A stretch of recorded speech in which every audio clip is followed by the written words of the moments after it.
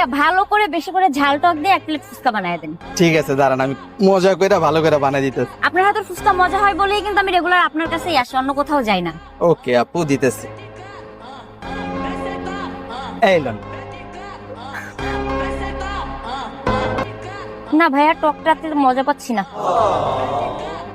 ফুচকাও মজা না, টকও মজা না, কি হয়েছে ভাইয়া আজকে?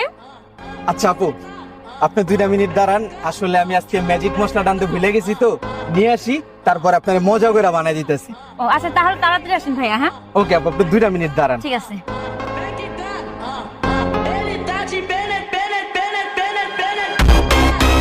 মানে আমার দোকানের ফুচকা। ও ভাইয়া চলে আসছেন। এবার যদি মজা না হয় ভাই, আমি আপনার দোকানে আর কখনো আসবো না। আরে আপু, মজা না হইলে টাকা ফেরত।